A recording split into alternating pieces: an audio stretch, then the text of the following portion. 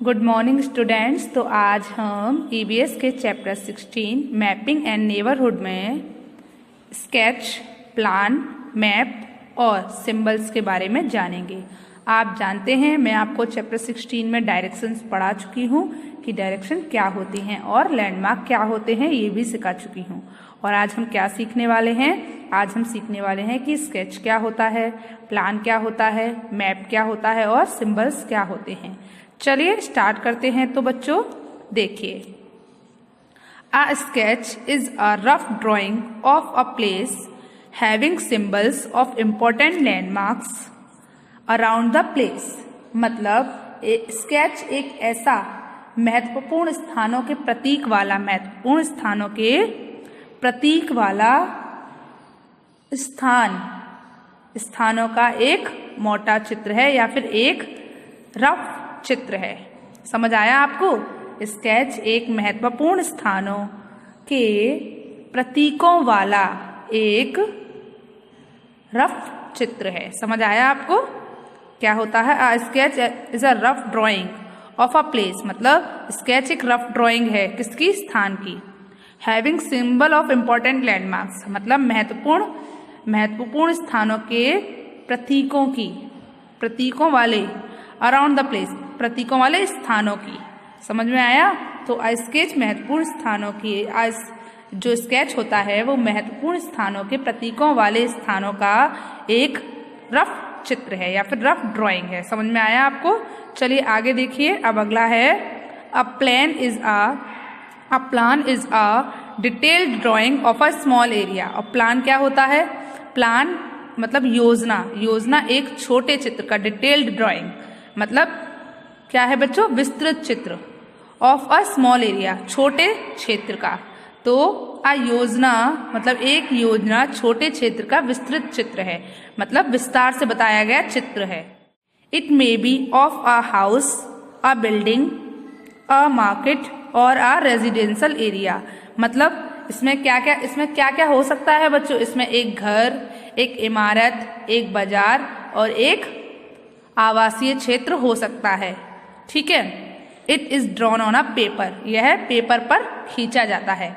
आपने देखा है जो इंजीनियर होते हैं, जो घर का नक्शा बनाते हैं या जो पूरी हमारी जो कॉलोनी होती है उसका नक्शा बनाते हैं इंजीनियर, तो वो क्या करते हैं पता है आपको? वो प्लान ही तो बनाते हैं। तो a plan is a detailed drying of a small area. मतलब प्लान एक विस्तृत चित्र है किसके? एक छोटे क्षेत्र का। अ स्मॉल एरिया मतलब प्लान एक छोटे क्षेत्र का विस्तृत चित्र है। समझ आया आपको? चलिए अब हम आगे देखते हैं। तो आगे क्या है? तो बच्चों अब हमारा अगला क्या है? मैप का मतलब क्या होता है बच्चों? नक्शा। ठीक है।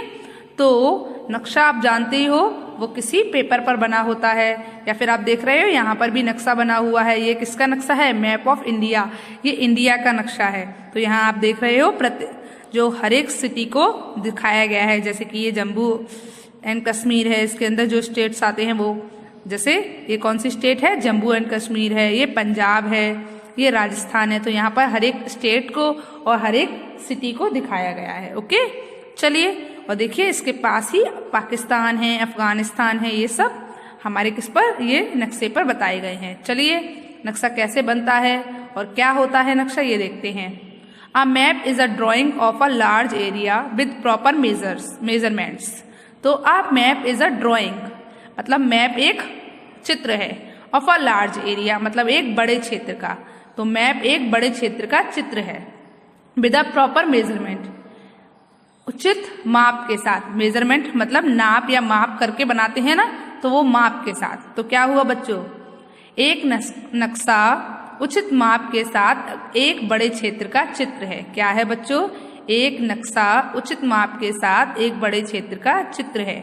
चलिए आगे देखिए। It has a scale. इसका एक पैमाना होता है। मतलब क्या होता है? इसका एक पैमाना होता है कि जितना बड़ा हमें नक्शा बनाना है उसके हिसाब से ही जगह ली जाती है। ठीक है।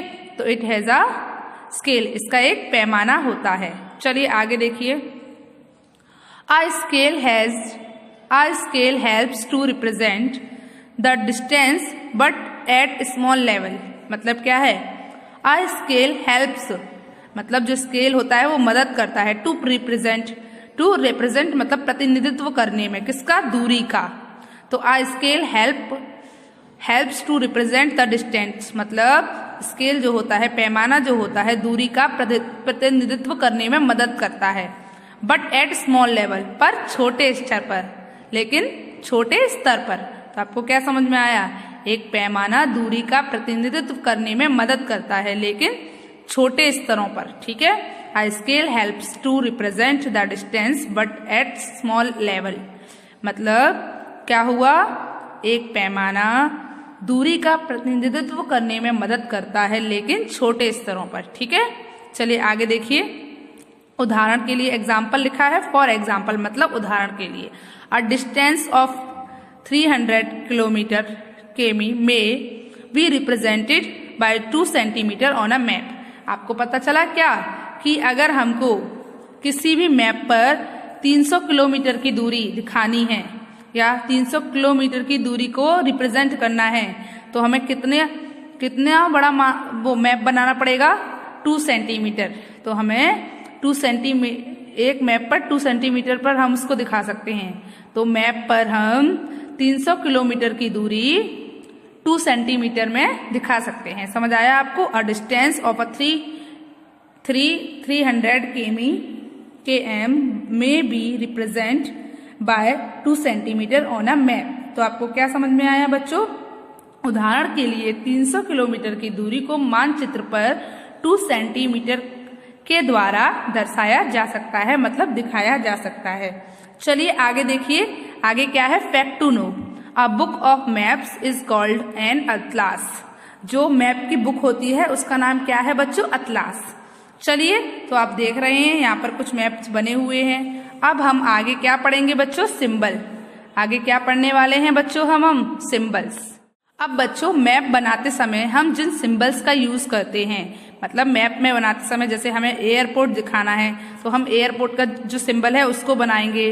अब हमको फ्यूल स्टेशन दिखाना है, मतलब पेट्रोल पंप दिखाना है, तो हम उसके लिए इस वाले को बनाएंगे, इस वाले सिंबल को बनाएंगे। तो ऐसे ही जब हम कोई मैप बनाते हैं तो उस पर सिंबल्स भी तो बनाते हैं कि यहाँ पर ये है। अगर आपको किसी के दोस्त के घर जाने का नक्शा बनाना है तो आप उस पर सिंबल्स बनाएंगे, या फिर आप प्लान बना रहे हो तो आप उसमें भी तो बताओगे कि यहाँ पर हम मंदिर बनाएंगे, यहाँ पर हम एयरपोर्ट बनाएंगे, यहाँ पर हम टेम्पल बनाएंगे, यहाँ पर हम पेट्रोल पंप बनाएंगे या फ्यूल स्टेशन बनाओगे। तो आप बनाओगे ना, तो उसको मैप पर कैसे करते हैं ये देखते हैं। Symbols used in a map. तो सिंबल्स आर द इमेजेस और साइन, मतलब सिंबल क्या है, चित्र है या साइन है या फिर संकेत देता है। दैट इंडिकेट्स सिग्निफाइंग और is understood as representing an idea, object और रिलेशनशिप। मतलब क्या है बच्चों, सिंबल्स मतलब प्रतीक वे चित्र या चिन्ह हैं जो संकेत करते हैं या प्रकट करते हैं।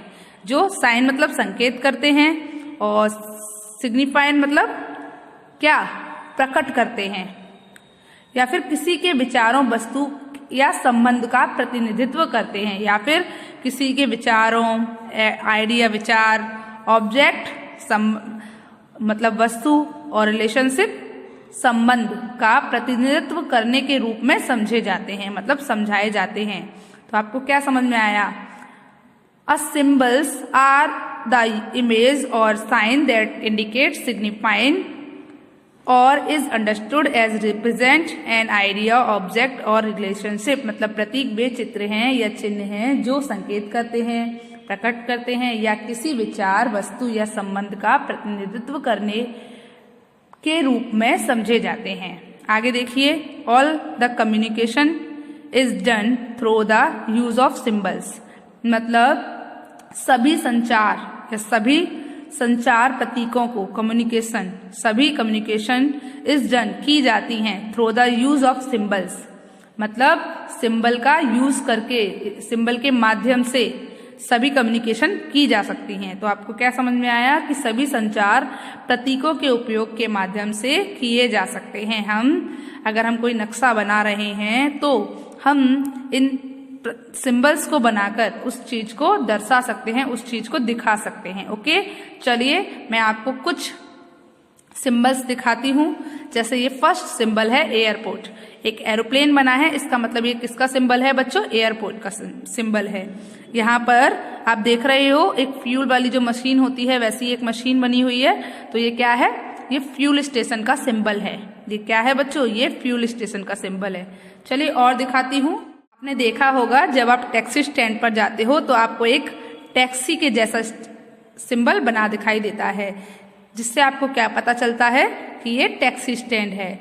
तो टैक्सी के जैसा सिंबल जब बना होता है तो वो क्या हो जाता है बच्चों? वो टैक्सी स्टैंड हो गया। और जहां इस तरीके का एक सिंबल बना होता है, इसके ऊपर यहाँ पर क्या साइन है? देखिए गॉड का साइन है, तो इसे क्या बोलते हैं? टेम्पल। क्या बोलते हैं बच्चों? तो ये किसका सिंबल है? टेम्पल का सिंबल है। अब देखिए होटल का सिंबल, एक लंबा हट सी बनी है और उसमें एक एच लिखा है, तो ये किसका सिंबल है बच्चों? होटल का सिंबल है।